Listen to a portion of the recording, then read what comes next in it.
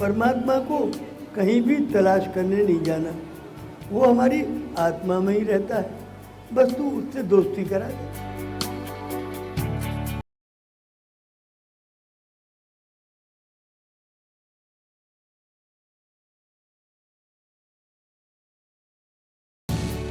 कहते हैं जीत और हार आपकी सोच पर निर्भर होता है। मान लो तो हार होगी, ठान लो तो जीत होगी। नमस्कार, मैं हूं मयूरी श्रीवास्तव। स्वागत है आपका प्राइम टीवी के खास कार्यक्रम शख्सियत में। यूं तो हमारे इस कार्यक्रम में तमाम दिग्गज शामिल हुए, लेकिन आज हमारे साथ एक ऐसी शख्सियत मौजूद हैं जिन्होंने शिक्षा के जगत में अपने मेहनत और संघर्ष के दम पर एक अलग ही मुकाम हासिल किया है। जी हाँ, हम बात कर रहे हैं सिटी मॉन्टेसरी स्कूल के संस्थापक डॉक्टर जगदीश गांधी जी का। सर, बहुत बहुत स्वागत है आपका प्राइम टीवी के खास कार्यक्रम में। जगदीश गांधी, शिक्षा जगत का एक बड़ा नाम, वास्तव में आपका परिचय क्या है? देखिए, परिचय बहुत सिंपल है। हम एक साधारण गांव में पैदा हुए और गांव से यहाँ आए। 5 बच्चों से स्कूल खोला और बढ़ते बढ़ते आज 62,000 बच्चे हो गए। तो कल्पना भी नहीं की थी कि कभी कोई स्कूल 5 बच्चों से शुरू करके, और वो भी 5 बच्चे बड़ी मुश्किल से आए। बहुत गली गली में घंटा पीटते थे और कोई बच्चा आता नहीं था। जब हम घरों पे जाते थे कि आप अपना एक बच्चा दे दीजिए, तो वो कहते थे कि जब आपका स्कूल चालू हो जाएगा तो हम अपना बच्चा दे देंगे। हम कहते थे कि आपका एक बच्चा आ जाए तो हमारा स्कूल चालू हो जाएगा। तो आप ये समझिए कि उन दिनों से, ये 62 साल पहले स्कूल की शुरुआत हुई और यही हमारी पहचान है कि 62 साल में आज स्कूल में 62,000 बच्चे हैं। तो सर, आपको कब लगा कि स्कूल खोलना चाहिए, एक कैसे बच्चे इकट्ठा करना चाहिए, देखिए, कब ये ऐसा लगा? बड़ी लंबी कहानी है। जब हम एक गांव सिकंदराऊ के स्कूल में पढ़ते थे, तो हमने एक किताब पढ़ी थी महात्मा गांधी की। महात्मा गांधी का एक लेख था उसमें, प्रोस सिलेक्शन में, और उसमें था कि students and the summer vacation, विद्यार्थियों को समर वेकेशन पे अपने स्कूल की पढ़ाई ख़त्म करके गर्मियों की छुट्टियों में गांव-गांव में जाके बच्चों को पढ़ाना, नालियाँ साफ़ करना, टट्टियाँ साफ़ करना, वहाँ की गंदगी को हटाना, और ये सब काम करने चाहिए। तो वहीं से एक ये आया मिशन कि हम बच्चों को पढ़ाएं। और फिर हमने, जो हमारे कमज़ोर बच्चे हमारे क्लास में होते थे, हम उनको फ्री ऑफ चार्ज पढ़ाते थे। फिर छोटे बच्चों को भी पढ़ाना शुरू कर दिया। तो इस तरह से जब हम विद्यार्थी थे तभी से पढ़ाने का शौक़ पैदा हुआ, और जब हम विद्यार्थी जीवन से निकलकर और यहाँ आए लखनऊ में, विद्यार्थी जीवन से निकले नहीं थे, बल्कि हम बीकॉम में दाखिला लिया हमने। तो यहाँ हमें अपने गुजारे के लिए एक एक रोटी पे ट्यूशन पढ़ाना पड़ा, और फिर 5 रुपये महीने लेकर के ट्यूशन पर पढ़ाते थे। तो पढ़ाते थे, लेकिन ऐसी कभी कल्पना नहीं की थी कि वर्ल्ड का सबसे बड़ा school Guinness book of world record का बन जाएगा। UNESCO prize for peace education UNESCO का मिलेगा, 30,000 अमेरिकी डॉलर का। यूनाइटेड नेशंस इस स्कूल को अपना एनजीओ बनाएगा। तो ऐसा कभी सोचा नहीं था कि वर्ल्ड में हम चीफ जस्टिस की कॉन्फ्रेंस करेंगे, और वो भी इतनी बड़ी होगी कि 50-60 देशों के चीफ जस्टिस और जजेस हमारे यहाँ आ जाएं। तो ऐसा बड़ा एक साधारण व्यक्तित्व थे हम, गांव के रहने वाले थे, और ऐसा तो कभी सोचा ही नहीं था कि कोई इतना बड़ा होगा। यहाँ तक कि हमारे पास पैसे नहीं थे, तो हम इसी गोमती में एक किनारे बैठ करके हमारे पिताजी ने एक गाना भेजा था, नाविक क्यों निराश होता है, यदि तू हृदय उदास करेगा जग तेरा उपहास करेगा, यदि तूने खोया साहस तो यह जग और निराश करेगा। अरे क्षितिज के पार साहसी नव प्रभात होता है, नाविक क्यों निराश होता है। तो हम ऐसे ही बैठ जाते थे किसी पत्थर पर, और नदी का पानी जब गोमती का बहता था तो मंदिर में रहते थे हम, तो वो देख के गाना गाया करते थे और हिम्मत अपने आप को देते थे कि नाविक क्यों निराश होता है। तो इस तरह से गुजारा चलता चला गया। एक एक रोटी पे ट्यूशन पढ़ाना शुरू किया। उसके बाद हमने एक छोटा सा स्कूल खोल दिया और वो उसमें 5 बच्चे आए, बड़ी मुश्किल से। उसके बाद बच्चे बढ़ते चले गए यहाँ तक आ गए। सर, हर इंसान का अपना एक सपना होता है, उसे पूरा करने की लगन होती है। जगदीश गांधी का क्या सपना रहा?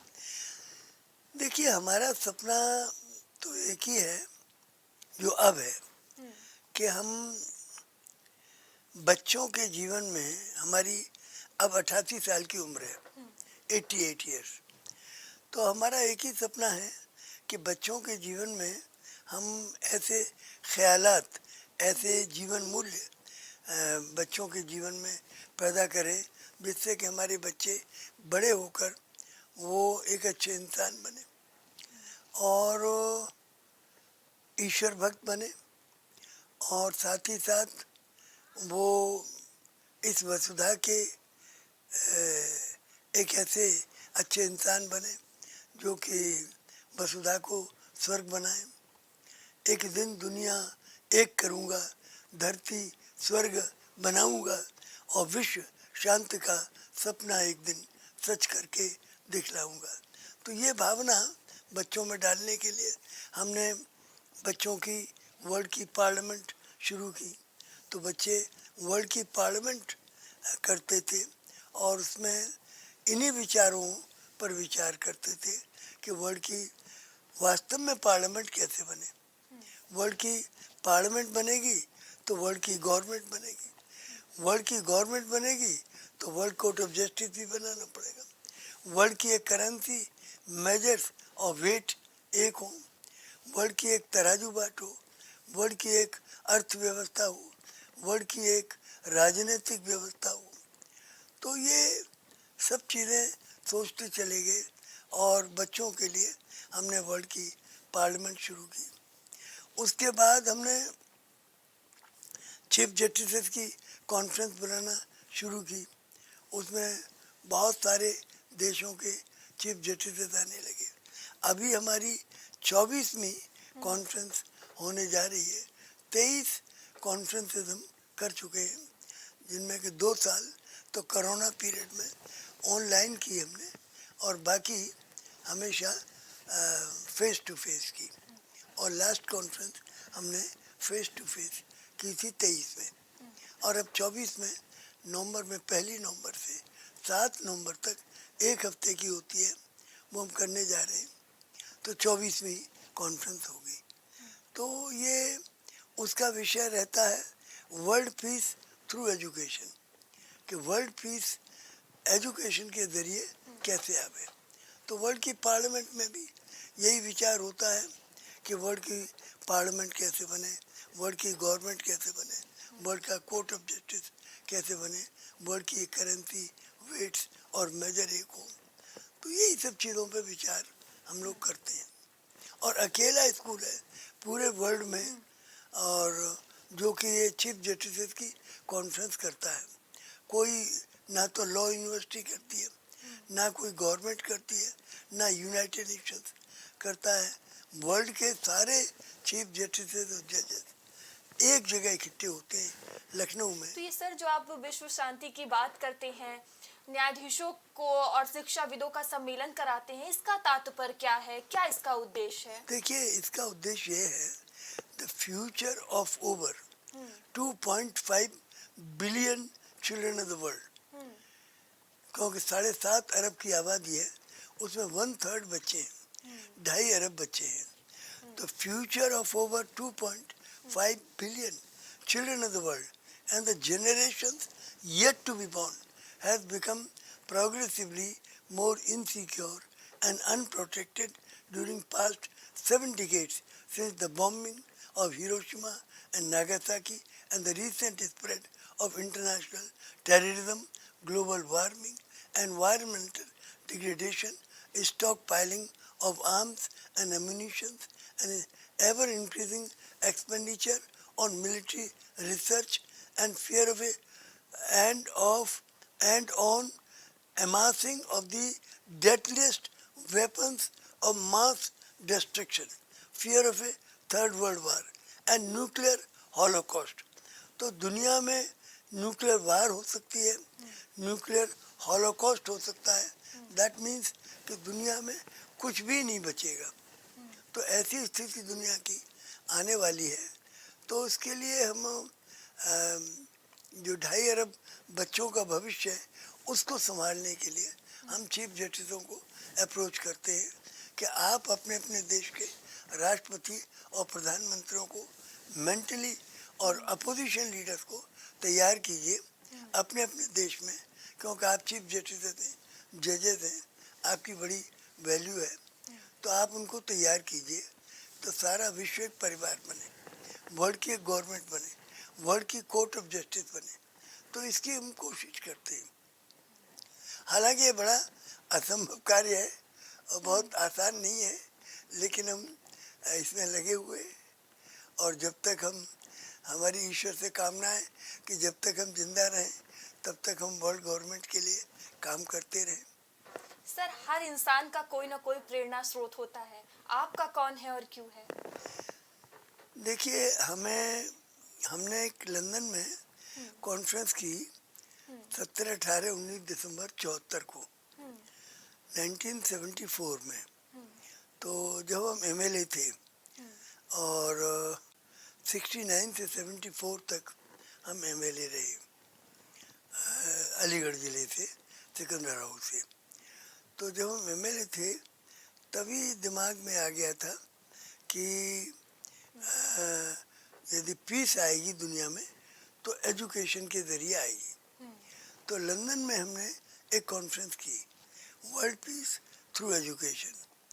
और उस कॉन्फ्रेंस में तमाम यूथ आए, काफ़ी कंट्रीज़ के आए और वो सब मेनली इंग्लैंड के आए, जो कि हाई कमीशंस, लीगेशंस, एम्बेसीज और यूथ ऑर्गेनाइजेशंस, यूनिवर्सिटी के, इन सब को बुलाया हमने.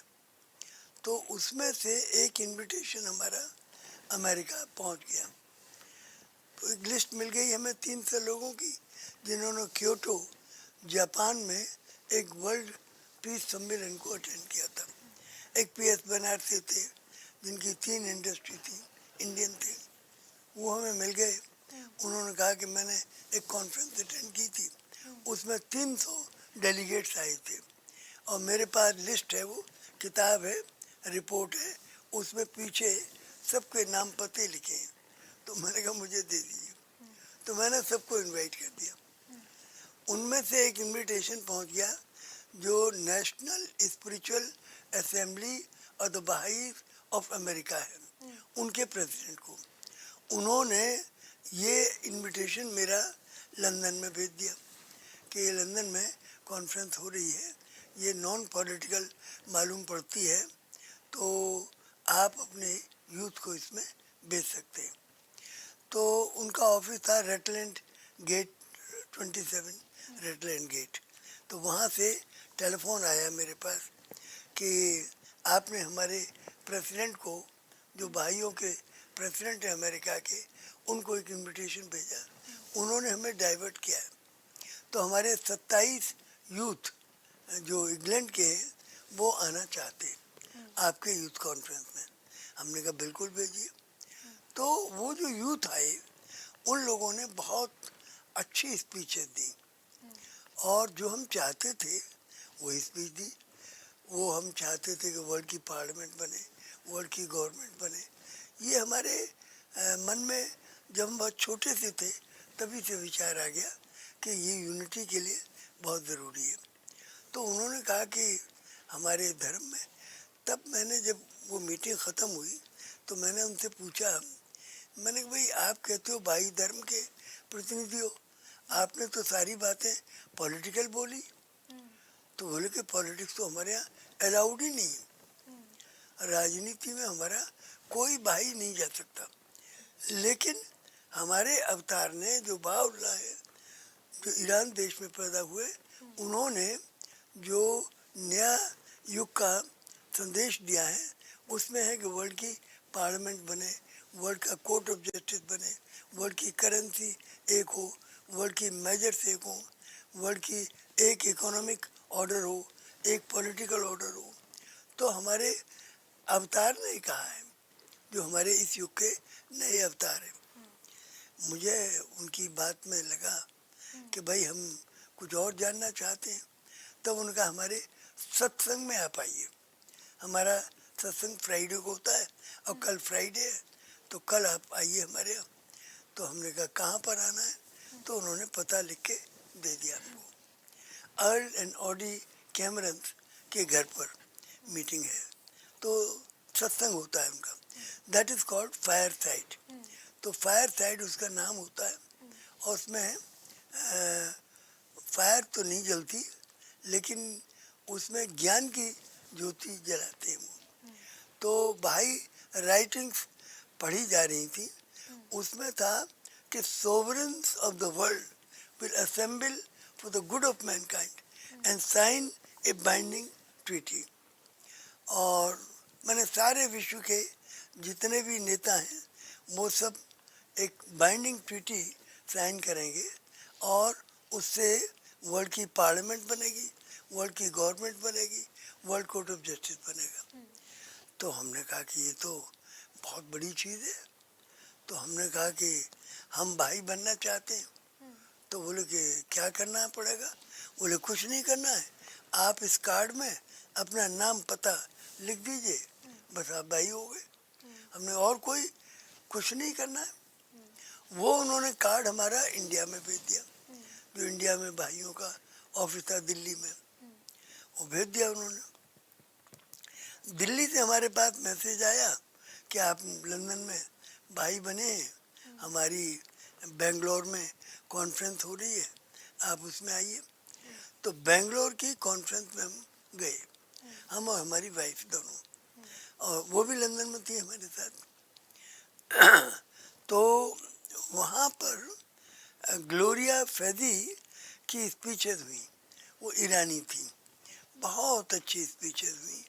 तो बड़े हम प्रभावित हुए, और हमारा विश्वास हो गया पक्का कि ये इस युग के अवतार है बाउल्लाह।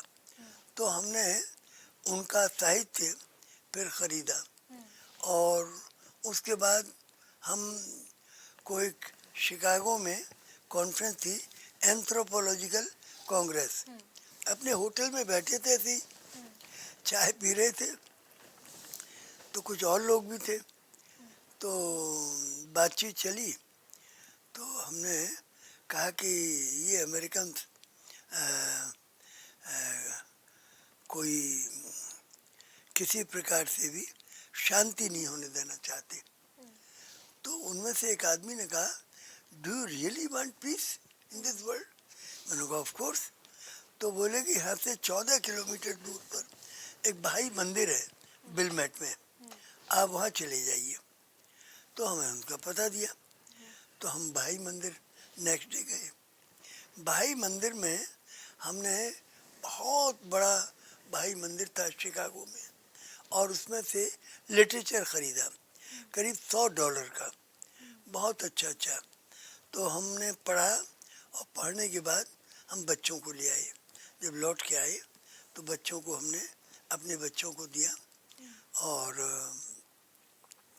एक तो सुनीता भी थी जिसका आपने इंटरव्यू लिया था, तो ये कैम्ब्रिज यूनिवर्सिटी में पढ़ती थी उस समय। तो PhD वगैरह सब इसने पढ़ाई अपनी कैम्ब्रिज से करी, और 3 बच्चे और थे मेरे, चारों बच्चे लंदन में थे। तो इन बच्चों के अंदर ये जो किताबें मैंने दी तो इन्होंने पढ़ी, तो ये लोग भी भाई बन गए। तो हमारा जो सोर्स ऑफ इंस्पिरेशन है वो बहाउल्लाह है। तो बहाउल्लाह को हम मानते हैं इस युग के अवतार हैं और भाई धर्म को मानते हैं। तो जैसे आपने पूछा कि आपका सोर्स क्या है, तो सोर्स है हमारा भाई फेथ। सर और आज दिल्ली में आप एक भाई मंदिर है नेहरू प्लेस पर, बहुत बड़ा है। यहाँ सर अब आज एक बहुत अच्छे मुकाम पे हैं, यहाँ तक पहुँचने के लिए किन किन चुनौतियों का सामना करना पड़ा? देखिए ऐसा है कि अब कठिनाइयाँ तो याद भी नहीं है। हमें तो यही याद है कि ईश्वर की कृपा है, कठिनाइयाँ आती गई और दूर होती चली गई और सभी कठिनाइयाँ दूर हो गई। और टोटल यह है कि अब इतना बड़ा स्कूल बन गया है, वर्ल्ड का सबसे बड़ा है, Guinness book of world record में। और UNESCO prize for peace education मिला 30,000 अमरीकी डॉलर का, जिसको हमें लेकर के पेरिस में मिला। तो पेरिस में हमको मुरली मनोज जोशी उस समय के एजुकेशन मिनिस्टर थे गवर्नमेंट ऑफ इंडिया के, वो हमें लेके गए, प्राइज दिलवा के लाए। तो ये बड़ी बड़ी उपलब्धियां हुई हैं, लेकिन हम समझते हैं कि ईश्वर की कृपा है और जो भी है ईश्वर पर पूरा भरोसा रखा हमने, तो कठिनाइयाँ दूर होती चली गई। सर देखा जाता है इंसान जब अच्छे मुकाम पर होता है तो उसके पास प्रॉपर्टी, घर, जो वो चाहता है वो उसके पास होता है। लेकिन जब मैं आपके बारे में पढ़ रही थी तो ना आपके पास कोई प्रॉपर्टी ना घर, काफी रोचक है, इसके बारे में कुछ बताएं। देखिए, सबसे बड़ी खुशी मुझे इस बात की है कि मेरे पास न तो अपना घर है, न कोई दुकान है, न मकान है, न बैंक बैलेंस है, न फिक्स डिपॉजिट है 1 रुपए का। और बुढ़ापे के लिए और मैं हर साल अपने एसेट्स अखबारों में छापता हूँ। 1 अप्रैल को 31 मार्च तक का ऑडिट होके मुझे मिल जाता है कि आपके पास क्या संपत्ति है। तो वो 14 लाख समथिंग की है मेरे पास। मैं 5 साल एमएलए भी रहा और 63 साल से स्कूल चला रहा हूँ। ये वर्ल्ड का सबसे बड़ा स्कूल है। हमारी जो तनख्वाह है वो करीब 20 करोड़ पर मंथ की, तो हम तनख्वाह ही बांटते हैं 20 करोड़ से ऊपर की। तो हमारे पास अपना कुछ भी नहीं है, जो कुछ है संस्था का है।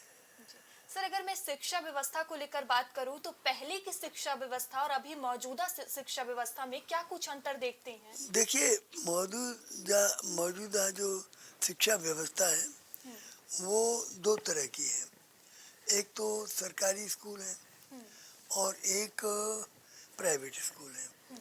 तो सरकारी स्कूलों में भी बहुत इम्प्रूवमेंट हो रहा है और ख़ास तौर से योगी जी जब से आए हैं तो योगी जी ने बहुत ज़्यादा इम्प्रूव किया है एजुकेशन को। और जहाँ तक प्राइवेट स्कूल हैं वो 2 तरह के हैं। एक जैसे हमारा है तो हमने कभी इससे धन कमाने का नहीं सोचा, बल्कि ये सोचा कि बच्चों को अच्छे संस्कार, अच्छे जीवन मूल्य और अच्छे विचार कैसे हम दें, जिससे कि हमारी जो बालकों की पीढ़ी है और जो युवा पीढ़ी है वो एक अच्छे इंसान बने। तो इस तरह की हमारी कोशिश रही। रिजल्ट भी हमारे इंडिया में बेस्ट होते हैं। अब इस साल भी हमारे बच्चे ने पूरे इंडिया में आईएससी में 12th में टॉप किया है, पूरे इंडिया में। 2nd पोजीशन भी हमारी, उसमें काफ़ी बच्चे आए हैं जो पूरे इंडिया की 2nd पोजीशन है। 3rd पोजीशन भी हमारी, 4th पोजीशन भी हमारी। और जो 4th पोजीशन में बच्चे हैं जिनका 99% मिनिमम है 4th पोजीशन के साथ, तो उन सबको 1-1 लाख रुपए, और जिसने टॉप किया है उस बच्चे को 2 लाख रुपए का हमने स्कूल की तरफ से इनाम दिया। इसके अलावा जो 10th का रिजल्ट है उसमें हमारा 1st पोजीशन कोई भी नहीं है, लेकिन 2nd पोजीशन पे 2 बच्चे हैं, थर्ड पोजीशन पे 4 बच्चे हैं, फिर फोर्थ पोजीशन है, फिफ्थ पोजीशन है और 5वीं पोजीशन तक 99% मिनिमम मार्क्स है, तो 99% है। तो उनकी संख्या है 69 बच्चे हैं। 69 में एक बच्चे को हमने 2 लाख दिया है और बाकी को 1-1 लाख, तो 68 लाख वो दिए हैं। तो इस तरह से हम 70 लाख रुपए के इनाम बच्चों को बांटेंगे, 70 लाख के। तो ये इंडिया में सबसे बड़ा बच्चों का इनाम है जो कोई स्कूल देता हो अपने बच्चों को। तो हम बच्चों को भी एनकरेज करते हैं, मोटिवेट करते हैं, इंस्पायर करते हैं। टीचर्स को भी बहुत बड़े बड़े इनाम देते हैं जो पढ़ाते हैं, 10th और 12th की तैयारी कराते हैं। उनको भी करीब करीब 1.5-2 करोड़ रुपए के इनाम हम देते हैं। तो हम अपने ऊपर खर्चा नहीं करते, लेकिन बच्चों पे, टीचर्स पे बहुत करते हैं। सर, आपसे हम सुनते आए हैं जय जगत का नारा, इसका क्या तात्पर्य है, क्या आधार है? देखिए, जय जगत के वाणी है, जय जगत कह दे या वसुधैव कुटुंबकम कह दे। उदार चरिता नाम, तो वसुधैव कुटुंबकम, उदार चरित वालों के लिए ये सारी पृथ्वी एक कुटुंब और परिवार की तरह है। तो चाहे आप जय जगत कह दें, विनोबा जी ने इसका शॉर्ट फॉर्म बता दिया, क्योंकि वसुधैव कुटुंबकम बहुत लंबा शब्द है, तो उन्होंने शॉर्ट फॉर्म में बता दिया कि जय जगत कह दीजिए। तो जय जगत, और जय जगत की जय कब होगी? जब सबकी जय हो। और सबकी जय किसमें है? परमात्मा की जय में। अर्थात हम परमात्मा का कहना माने, तो परमात्मा की आज्ञाओं को माने, तो हमारा कल्याण होगा। और यदि पति पत्नी फॉर एग्जाम्पल दोनों परमात्मा का मान ले तो कल्याण ही होगा, अन्यथा तो बहस मुबाहिस ही होता रहेगा। सर, आपके बारे में इंटरनेट में तो तमाम चीजें पढ़ने और लिखने को मिल जाती हैं, लेकिन हमारे दर्शकों को कोई आप ऐसा किस्सा बताएं जो कोई ना जानता हो और ना सुना हो। ऐसा कोई सीक्रेट मेरे पास तो नहीं है। कोई किस्सा? ऐसा तो कुछ नहीं है, क्योंकि हमारी जो जीवन है खुली किताब है और इसमें कहीं कोई ऐसी चीज नहीं है जो कि छिपा हुआ कुछ हो। प्राइम टीवी के माध्यम से हमारे दर्शकों को क्या कहना चाहेंगे? बस प्राइम टीवी एक अच्छा काम कर रहा है। मेरी बहुत बहुत बधाइयाँ सभी दर्शकों को। और आज आपने जो हमारे को एक शख्सियत बना के इंटरव्यू लिया, तो हम तो ऐसी कोई बड़ी शख्सियत नहीं है, लेकिन फिर भी आपने ये सम्मान दिया, उसके लिए हम आपके आभारी हैं। और हम प्राइम टाइम टीवी को बहुत बहुत बधाई देना चाहते हैं कि प्राइम टीवी ने जिस तरह थोड़े समय में प्रगति की है, वो बहुत बड़ी बात है। तो हमारी बहुत बहुत शुभकामनाएं प्राइम टीवी को, और प्राइम टीवी ऐसे ही जीवन में आगे बढ़ता रहे और समाज की सेवा करता रहे। तो शख्सियत में आज मुलाकात हुई सिटी मॉन्टेसरी स्कूल के संस्थापक डॉक्टर जगदीश गांधी जी से। आगे आपसे फिर होगी मुलाकात एक नई शख्सियत के साथ। तब तक के लिए देखते रहिए प्राइम टीवी। नमस्कार।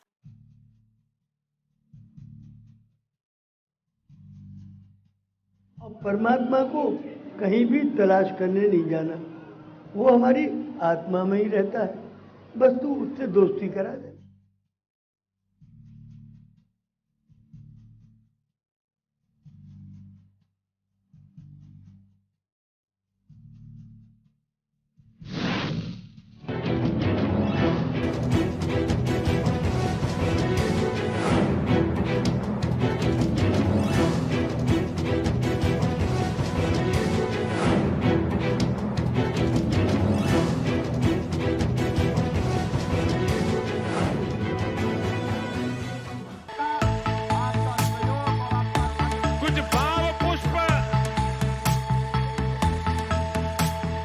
आप देख रहे हैं प्राइम टीवी, सच साहस सरोकार।